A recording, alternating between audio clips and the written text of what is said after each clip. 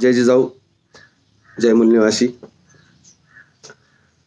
छत्रपती शाहू महाराज यांची जयंती मोठ्या उत्साहाने आता देशभरामध्ये ज्या चळवळी पुरोगामी विचाराचे लोक देशभरामध्ये छत्रपती शाहू महाराजांची जयंती मोठ्या उत्साहाने साजरा करत आहेत. त्या तमाम बहुजन समाजाच्या लोकांना सोबतच त्या सर्व चळवळींना सर्व लोकांना मी छत्रपती शाहू महाराजांच्या जयंतीच्या हार्दिक शुभेच्छा देतो. मी बाळासाहेब मिसाळ पाटील, छत्रपती क्रांती सेना संरक्षक. छत्रपती शाहू महाराजांचे जे लोकोत्तर कार्य आहे, हे लोकोत्तर कार्य आजही पर्याप्त बहुजन समाजातील मराठा समाजाला पर्याप्त माहीत नाही आहे. छत्रपती शाहू महाराज हे छत्रपती शिवाजी महाराजांचे वंशज आहेत आणि म्हणून छत्रपती शिवाजी महाराजांच्या लोकोत्तर कार्यानंतर 20व्या शतकामध्ये 19व्या शतकामध्ये मोठं लोकोत्तर कार्य करण्याचा बहुमान जर कोणाकडे जात असेल तर छत्रपती शाहू महाराजांकडे जातो. आणि छत्रपती शाहू महाराजांनी फार मोठं लोकोत्तर कार्य कोल्हापूरच्या गादीवर आल्यानंतर केलेलं आहे. आणि म्हणून शाहू महाराजांच्या जयंतीच्या निमित्तानं काही भूमिका देशभरामध्ये अनेक लोक मांडणार आहेत आणि छत्रपती क्रांती सेनेच्या वतीने काही भूमिका पुढे आली पाहिजे. आणि म्हणून मी छत्रपती शाहू महाराजांच्या जयंतीच्या निमित्त आपल्या पुढे आहे. छत्रपती शाहू महाराज कोल्हापूरच्या गादीवर आल्यानंतर 1894 नंतर ते गादीवर आल्यानंतर 1922 पर्यंत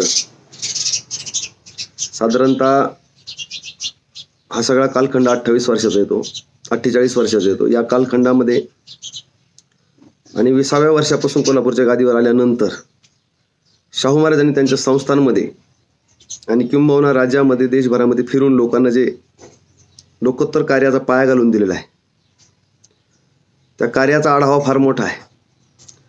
परंतु आज जो दिवस आहे 26 जून या जयंतीच्या दिवशी शाहू महाराजांच्या या सर्व लोकोत्तर कार्यातून एक मोठं कार्य त्यांच्या पुढे येतं, ते म्हणजे आरक्षणाचे जनक असं जरी शाहू महाराजांना म्हणजे आरक्षणाचे जनक ही पदवी त्यांना शोभून दिसते. कारण स्वतःच्या संस्थांमध्ये 26 जून 1902 पहिल्यांदा शाहू महाराजांनी 50% आरक्षण दिलं.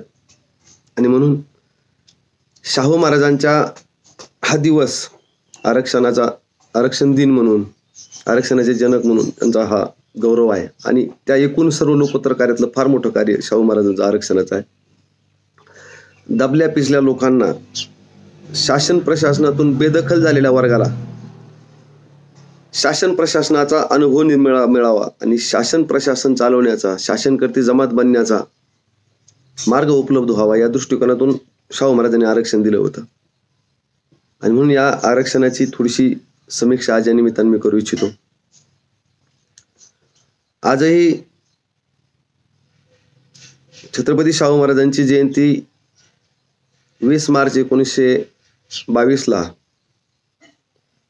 बाबासाहेब आंबेडकरांनी माणगाव परिषदेमध्ये असं म्हटलं होतं की शाहू महाराजांची जयंती, अस्पृश्य समाजाला त्यांनी मागणी केली होती की शाहू महाराजांची जयंती सणासारखी साजरी करा, असं त्यांनी आवाहन केलेलं आहे. आणि किंबहुना आज शेड्यूल कास्टचे लोक, आधी आरक्षणाचे लाभार्थी लोक शाहू महाराजांची जयंती निश्चितच सणासारखी साजरी करत आहेत. आणि म्हणून त्या आरक्षणाची संकल्पना काय आहे ती थोडीशी या निमित्तानं समजून घेतली पाहिजे, मला असं वाटतं.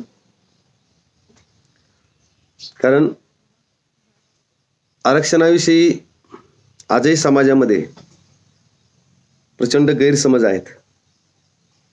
आरक्षण म्हणजे कोबड्या, आरक्षण म्हणजे टेकू, आरक्षण म्हणजे कमी मेरिट असणाऱ्या लोकांना त्या ठिकाणी आणणं, आणि अशा प्रकारचा जो गैरसमज आहे, किंबहुना हा समाज अडाणी वर्गामध्ये नाही आहे, कारण अडाणी वर्गाला आरक्षणाची संदर्भ समजत नाही आहे. परंतु शिकलेला वर्ग, नोकरी करणारा वर्ग, याच्यातला काही वर्ग आजही आरक्षण म्हणजे कोबड्या समजतोय. आरक्षण म्हणजे दुय्यम दर्जाची राष्ट्र निर्माण होणं अशी त्यांची भूमिका आहे. आणि म्हणून आरक्षणाचा हा गैरसमज दूर झाला पाहिजे असं मला वाटतं. ज्या दिवशी आरक्षणाविषयीचा गैरसमज दूर होईल त्या दिवशी निश्चितच जे लोक आरक्षणाच्या विरोधात आहेत, ते लोक जे जाणीवपूर्वक विरोधात आहेत, ते लोक शाहू महाराजांची जयंती निश्चित साजरी करणार नाहीत. पण जे गैरसमजातून शाहू महाराजांच्या संदर्भात ज्यांना माहिती नाही, त्या लोकांना जेव्हा आरक्षणाची खरी व्याख्या समजेल त्या दिवशी ते लोक खऱ्या अर्थानं शाहू महाराजांची जयंती साजरी करतील. आणि म्हणून आरक्षणाच्या संदर्भातला गैरसमज समजून आपल्याला घ्यावं लागेल. छत्रपती शाहू महाराजांनी आपल्या संस्थांमध्ये असं पाहिलं की त्यांच्या शासन प्रशासनामध्ये, दरबारामध्ये, प्रशासनिक कामामध्ये एकूण एक ब्राह्मण आणि तत्सम जातीचा भरणा होता. आणि यांचा भरणा असल्यामुळं ब्राह्मण आणि तत्सम जातीची एक लॉबी तयार झाली होती. म्हणजे आजच्या परिप्रेक्षामध्ये लॉबी म्हणता येईल. एक लॉबी तयार झाली होती. आणि जेव्हा एखाद्या वर्गाची लॉबी तयार होते, एखाद्या वर्गाची मक्तेदारी तयार होते, तेव्हा तो वर्ग मगरूर बनतो. मगरूर असा तो वर्ग झालेला होता आणि तो प्रशासन स्वतःच्या मर्जीनुसार हाकत होता. शाहू महाराजांनी दिलेले आदेश सुद्धा पर्याप्त प्रमाणात तो फॉलो करत नव्हता. म्हणून शाहू महाराजांना लोकोत्तर कार्य करण्यासाठी प्रशासनामध्ये असणारा मक्तेदारी बनलेला, मगरूर झालेला ब्राह्मण आणि तत्सम जातीचे लोक शाहू महाराजांना स्वतःचे लोकोत्तर प्रशासन चालवण्यासाठी अडचण ठरत होते. हा एक शाहू महाराजांपुढे एक पेच निर्माण झाला होता. दुसरा, या लोकांची मक्तेदारी निर्माण झाल्यामुळं केवळ पिढ्या दर पिढ्या तोच वर्ग प्रशासनामध्ये असल्यामुळं जो मराठा, ओबीसी, अस्पृश्य, आदिवासी हा जो वर्ग आहे, ज्याला आजच्या टर्मिनॉलॉजीमध्ये SC, ST, OBC, NT, DNT, घुमंतू जातीचे लोक, मायनॉरिटी, हा जो वर्ग आहे, हा वर्ग या शासन प्रशासनामध्ये येत नव्हता. आणि या शासन प्रशासनामधून तो कोसो दूर होता. मग या वर्गाला जर संधी देऊन पुढे जर आणला आणि शासन प्रशासनाचा अनुभव यांना दिला, तर या वर्गामध्ये सुद्धा मेरिट निर्माण होईल. ही भूमिका शाहू महाराजांनी घेतली. आणि मग अशा परिस्थितीमध्ये शाहू महाराजांनी आपल्या राज्यामध्ये 50% जागा, त्यावेळेस 50% ब्राह्मण आणि तत्सम जातीसाठी आणि 50% जागा ब्राह्मण, कायस्थ, प्रभू आणि सेनी या पुढारलेल्या ज्या जाती आहेत, या पुढारलेल्या जातीला 50% आणि 50% बहुजन समाजाच्या लोकाला, अस्पृश्य समाजाच्या लोकाला, मराठा ओबीसीच्या लोकांसाठी उपलब्ध केल्या. त्या ठिकाणी मी जाणीवपूर्वक उपलब्ध शब्द म्हणतो, कारण जागा उपलब्ध नव्हत्या होत. सर्व जागेवर ब्राह्मण आणि तत्सम जातीच्या लोकांचा कब्जा असल्यामुळे या जागा या 85% बहुजन समाजाला उपलब्ध होत नव्हत्या. म्हणून या 85% जागाला उपलब्ध होण्याच्या दृष्टीने शाहू महाराजांनी शासन प्रशासनामध्ये त्यांचं प्रतिनिधित्व निर्माण व्हावं, त्यांची हिस्सेदारी निर्माण व्हावी, त्यांना शासन प्रशासनाचा अनुभव व्हावा, या दृष्टिकोनातून 50% जागा, राखीव जागा ठेवण्याचा निर्णय घेतला. जर शाहू महाराजांनी अशा प्रकारचा निर्णय घेतला नसता तर वारंवार 100% जागेवर ब्राह्मणांचा आणि तत्सम उच्च जातीच्या लोकांचं अतिक्रमण राहिलं असतं. म्हणून शाहू महाराजांनी बहुजन समाजाला प्रतिनिधित्व निर्माण केलं आरक्षणाच्या माध्यमातून 50% जागा राखीव ठेवून. आणि ब्राह्मणांचं आणि तत्सम उच्च जातीचं ब्राह्मणांचं जे अतिक्रमण होत होतं त्याला रिस्ट्रिक्ट केलं, प्रतिबंधित केलं. म्हणजे आरक्षण दुसऱ्याच्या आरक्षण प्रतिबंधित करतं, अतिक्रमण प्रतिबंधित करतं. आरक्षण एखाद्याला दिलेलं आरक्षण हे त्याच्यावर आरक्षण दिल्यामुळं ती जागा प्रतिबंधित होते, त्या ठिकाणी दुसऱ्याला प्रवेश करता येत नाही, कब्जा मिळवता येत नाही. आणि म्हणून आरक्षण म्हणजे ज्या राखीव जागा आहेत ते त्या समाजाचं, त्या जातीचं हिस्सा आहे, कोटा आहे, त्यांचं प्रतिनिधित्व आहे.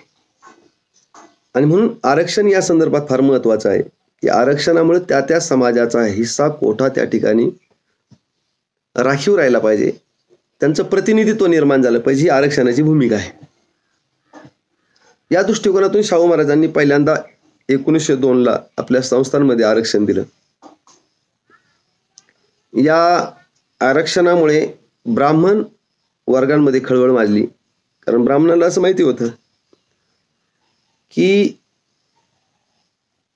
इंग्रजांचं एक छत्री अंमल या देशावर आहे आणि इंग्रजांचे हे मांडलिक राजे आहेत, मांडलिक आहेत.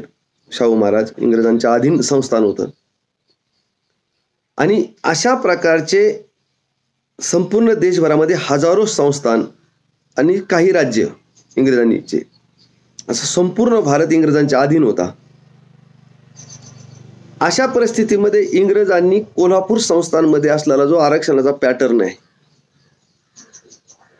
हा जर उचलला आणि संपूर्ण देशभरामध्ये, ब्रिटिश इंडियामध्ये जर लागू केला, तर देशभरामध्ये जो ब्राह्मणांचा कब्जा आहे, प्रशासनाच्या माध्यमातून सत्तेवरचा जो कब्जा आहे, तो कब्जा जर इंग्रजांनी हाच फॉर्म्युला संपूर्ण देशभरात लागू केला, तर आपला कब्जा या देशभरामध्ये, आपला जो कब्जा आहे, सत्तेचा कब्जा, आपली जो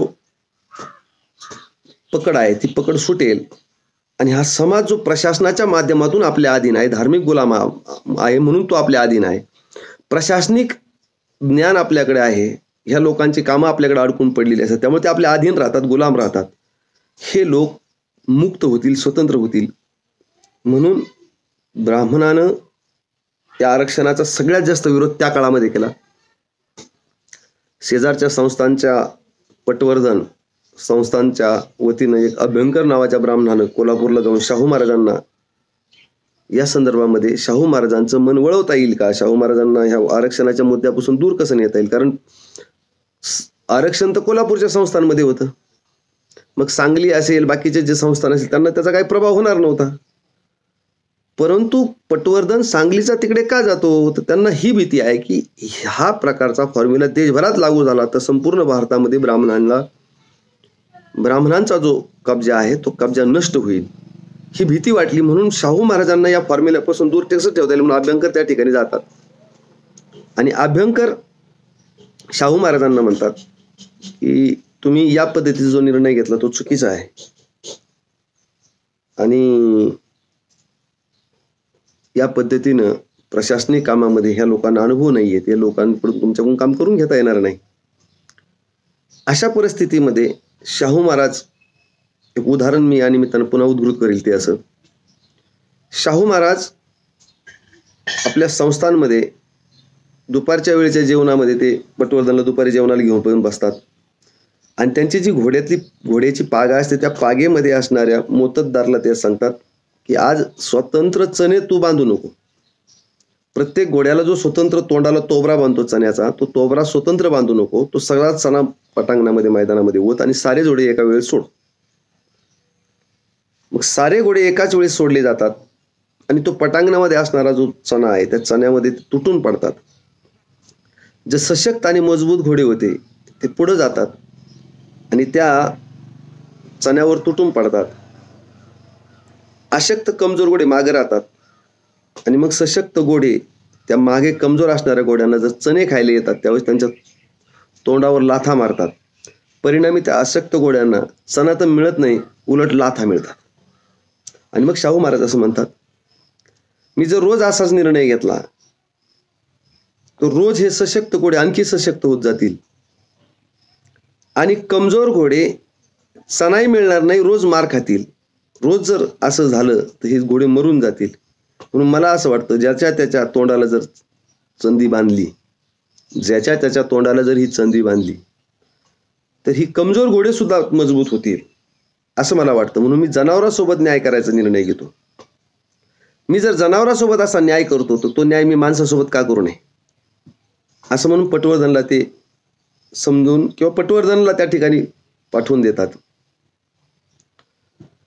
आणि म्हणून आजही शाहू महाराजांनी जी आरक्षणाची टर्मिनॉलॉजी डेव्हलप केलेली आहे, मांडलेली आहे, त्या माध्यमातून कमजोर अशक्त समाजाला पुढे आणण्याच्या दृष्टिकोनातून आरक्षण असलं पाहिजे. आणि मग शाहू महाराज अशा प्रकारचं आरक्षण देतात. त्या आरक्षणाची लढाई नंतरच्या काळामध्ये विश्वरत्न महामानव डॉक्टर बाबासाहेब आंबेडकर लढतात. आणि आज देशभरामध्ये आरक्षणाच्या अनुषंगानं देशभरामध्ये आरक्षणाच्या मुद्द्यावर आरक्षणाचा समर्थक एक वर्ग आहे आणि आरक्षणाचा विरोधक एक वर्ग आहे. मग त्यावेळेस अभ्यंकर विरोध करत होते. पंडित जवाहरलाल नेहरूनं स्वतंत्र भारतामध्ये इंग्रज अधिकारी जसे जसे रिटायर होऊन परत जात होते तसे तसे त्या जागांवर वारंवार केवळ आणि केवळ ब्राह्मण लोकांचा भरणा करून पुन्हा एकदा या देशामध्ये ब्राह्मणांची पकड मजबूत केली. पंडित जवाहरलाल नेहरू काँग्रेसच्या माध्यमातून या देशामध्ये पुन्हा या देशामध्ये स्वतंत्र भारतामध्ये मजबूत पकड पंडित जवाहरलाल नेहरूच्या माध्यमातून प्रशासनावर असेल, न्यायपालिकेवर असेल, मीडियावर असेल आणि संपूर्ण देशभरातील लोकशाही लोकतांत्रिक संस्थांवर पकड मजबूत करण्याचं काम शाहू महाराजांनी पंडित जवाहरलाल नेहरू आणि काँग्रेसने केलं. आज परिस्थिती अशी आहे की आरक्षण ज्या वर्गाला मिळालेलं आहे त्या वर्गाच्या विरोधामध्ये ब्राह्मण आणि तत्सम उच्च जातीचे लोक तर आहेतच आहेत. पण ज्या मराठा समाजाला काल आरक्षण मिळालं आणि मराठा समाजातील 127 काल अधिकारी झाले कालच्या निकालामध्ये आणि एकीकडे आरक्षणाच्या माध्यमातून मराठा वर्ग पुन्हा प्रशासनामध्ये हिस्सेदारी करू लागला. ही चर्चा चालू असताना अजूनही मराठा समाजातील काही वर्गांमध्ये आरक्षणाविषयी गैरसमज आहे. ते मिरिटची भाषा बोलतात. त्यासोबतच ओबीसी मधला काही अपर लेअर ओबीसी तो सुद्धा म्हणजे फार नाही आहे, त्याच्यामध्ये थोडं कमी प्रमाण आहे. लाभ घेऊनही तो म्हणतो नाही नाही मेरिट असलं पाहिजे. आणि मग असा एक वर्ग आज समाजामध्ये आहे की जो वर्ग आजही आरक्षणाच्या विरोधामध्ये गावामध्ये डे टू डे खेड्यापाड्यामध्ये डे टू डे कॅम्पेन करतो, गावागावामध्ये कॅम्पेन करतो. त्याच्या निजी जीवनामध्ये तो वारंवार आरक्षणाच्या विरोधात भूमिका मांडतो आणि त्यामध्ये तो असं वारंवार असं म्हणतो की आरक्षण नसलं पाहिजे, मेरिट असलं पाहिजे आणि मेरिट क्वालिटी आणि मेरिट अशा प्रकारची तो मांडणी करतो. त्यामध्ये दोन गोष्टी समजून घेता येईल. एक गोष्ट, ब्राह्मणानं अभ्यंकर पासूनच उदाहरण घेतं. अभ्यंकर नावाचा ब्राह्मण आणि तत्सम ब्राह्मण जातीचे लोक ते आज तागायत सारेचे सारे ब्राह्मण या एक सुरात हेच बोलतायत. अभ्यंकरही तेच बोलतोय. जे अभ्यंकर बोलतोय ते आजही वर्तमानातली ब्राह्मण लोक आजही आरक्षणाचा विरोध करताना ते लोक याच पद्धतीने मांडणी करतात की आरक्षणाच्या संदर्भामध्ये की यामुळे कमी दर्जाचे लोक प्रशासनामध्ये येतात, प्रशासनाचा दर्जा घसरतो, ते असं म्हणतात. अभ्यंकरही तेच म्हणतोय, आजचे ब्राह्मणही तेच म्हणतात. आणि आजचे जे आरक्षणाच्या संदर्भामध्ये ज्यांना आरक्षणाचा फायदा होणार आहे, ज्या वर्गाला आरक्षणाचा फायदा होऊ शकतो त्या वर्गातील काही लोक सुद्धा हीच भूमिका मांडतायत की आरक्षणामुळे कमी दर्जा निर्माण होईल. अशी मांडणी ब्राह्मणाचीच मांडणी तेव्हापासून 100-125 वर्ष झाले तीच मांडणी आहे. आणि ब्राह्मणांच्या फॉलोअरांची, कारण यांच्या आज जो वर्ग मराठा बहुजन समाजाचा जो अपर लेअर ओबीसी मराठा वर्ग आहे जो आज आरक्षणाचा विरोध करतो, तो जेव्हा असं कमी दर्जाच्या मांडणी करतो, कमी दर्जाची राष्ट्र निर्माण होईल, कमी दर्जा निर्माण होईल अशी मांडणी करतो, तो तोही मांडणी करतो आणि ब्राह्मणही मांडणी करतो. मग हा संदर्भ आम्ही समजला पाहिजे की जे बहुजन समाजाचे लोक किंवा जो वर्ग आरक्षणाच्या विरोधात अशी मांडणी करतो ती त्याची मांडणी नसून त्याच्या डोक्यामध्ये त्याचा माइंडसेट तशा प्रकारचा करून घेतलेला आहे आणि त्याची मांडणी ती स्वतःची मांडणी आहे. कारण तो आरक्षणाच्या विरोधाची एक बाजू जी ब्राह्मणांनी मांडलेली बाजू आहे ती बाजू ज्यावेळेस मांडतो, ब्राह्मणाची बाजू ज्यावेळेस तो मांडतो त्यावेळेस त्याने ती बाजू एक समजून घेतलेली आहे किंवा यामुळे कमी दर्जा निर्माण होईल आणि त्याच्या सतसत विवेक बुद्धीला त्याची जी बुद्धी आहे त्याच्या बुद्धीला तो मुद्दा पटतो. बरोबर आहे, कमी दर्जा निर्माण नाही झाला पाहिजे, चांगला दर्जा निर्माण झाला पाहिजे. स्वभावता देश आणि चांगलाच दर्जा निर्माण झाला पाहिजे. प्रत्येकाची ही नैसर्गिक न्याय आहे की दर्जा कधीही चांगलाच असला पाहिजे, दर्जेच्या बाबतीत तडजोड असता कामा नये. आणि मग त्यांनी मांडलेली जी मांडणी आहे दर्जाच्या संदर्भातली ती न्यायोचित आहे, मान्य आहे, त्याबद्दल शंका घ्यायला अजिबात जागा नाही, बरोबर आहे. पण आमचं असं म्हणणं आहे, माझं असं म्हणणं आहे की दर्जाच्या संदर्भामध्ये ज्यांची पकड पूर्वी होती आजही आहे. ब्राह्मणांची पकड पूर्वी होती, आजही पूर्ण देशामध्ये शासन प्रशासनामध्ये, न्यायपालिकेमध्ये, प्रत्येक संस्थेवर, अगदी राजकीय पार्ट्यावर सुद्धा, म्हणजे सत्तेवर सुद्धा ब्राह्मणांची पकड आहे. आणि तो ब्राह्मण वर्गही दर्जाचाच मुद्दा घेऊन बोलतो आणि आमचाही वर्ग दर्जाचाच मुद्दा बोलतो. आणि ज्यामुळे आरक्षणाच्या संदर्भामध्ये असणारा समर्थक वर्गाला थोड्या प्रमाणामध्ये बॅकफुटवर यावं लागतं. आणि म्हणून या संदर्भातली हा जो मुद्दा आहे या मुद्द्यावर थोडीशी आपल्याला माहिती समजून घेतली पाहिजे की काही कमी दर्जा निर्माण होतो का यामुळे. तर या संदर्भामध्ये असा मुद्दा दर्जेच्या संदर्भातला मुद्दा आला होता 1954 साली की इफिशियन्शियल गव्हर्नमेंट असलं पाहिजे, कार्यक्षम सरकार, इफिशियन्शियल गव्हर्नमेंट असलं पाहिजे, कार्यक्षम सरकार असलं पाहिजे असं नेहरूचं आणि तत्सम ब्राह्मण वर्गाचं म्हणणं आहे. मग त्यावेळेस बाबासाहेबांनी उत्तर दिलं. त्या उत्तरावर मला त्या दर्जा मांडणाऱ्या लोकांनी हे करावं. बाबासाहेब असं म्हणतात, representative government is better than efficient government. Representative government is better than efficient government. प्रतिनिधित्वाचं सरकार हे कार्यक्षम सरकारपेक्षा 72 असतं, चांगलं असतं प्रतिनिधित्व. मग प्रतिनिधित्व दिलं पाहिजे. त्या प्रतिनिधित्व असेल तर शासन प्रशासनामध्ये फंक्शनिंग चांगल्या प्रकारे होतं. जर प्रतिनिधित्व नसेल आणि गिरोह असेल तर तो गिरोह अनियंत्रित होतो, अनकंट्रोल असतो. जर एखाद्या वर्गाची मक्तेदारी जर निर्माण झाली तर ती मक्तेदारी अनियंत्रित होते, मगरूर बनते. म्हणून ती मक्तेदारी असणाऱ्या वर्गांना, एकाच वर्गाची जर मक्तेदारी निर्माण झाली तर ती मक्तेदारी तोडण्यासाठी त्यामध्ये प्रतिनिधित्व निर्माण केलं पाहिजे. त्या समाजाचं जर प्रतिनिधित्व निर्माण झालं तर यांचा चेक अँड बॅलन्स होऊ शकतो. अन्यथा ब्राह्मणांची मगरुरी निर्माण झालेली आहे, कार्यक्षमतेच्या नावाखाली मगरुरी निर्माण झालेली आहे, मक्तेदारी निर्माण झालेली, मक्तेदारी तुटू शकत नाही. कारण ब्राह्मण स्वतःला कार्यक्षम म्हणून घोषित करतो, मेरिट आहे असं घोषित करतो, मान्य आहे ब्राह्मणाकडे मेरिट आहे, हजारो पिढ्या त्यांनी शिक्षणाची मक्तेदारी त्यांच्याकडे आहे, त्यांनी जाणीवपूर्वक बहुजन समाजाला आज्ञाने ठेवलं. अशा परिस्थितीत हुशार असणाऱ्या ब्राह्मणांची मक्तेदारी त्या ठिकाणी जर असेल आणि ते हुशार असतील तर या लोकांची मगरुरी पण वाढलेली आहे.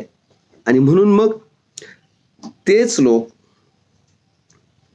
अडाणी अर्धशिक्षित, अडाणी नाही म्हणता येईल, अर्धशिक्षित, कारण अडाणी वर्गाला आरक्षणाची व्याख्या माहीत नाहीये, पण शिकूनही जर आरक्षणाची व्याख्या कळत नसेल तर अशा अर्धशिक्षित लोकांच्या डोक्यामध्ये तो घालतो की कमी दर्जाचं निर्माण होतं, कमी दर्जाची राज्य प्रशासन निर्माण होईल म्हणून मेरिट असलं पाहिजे अशी मागणी करतात.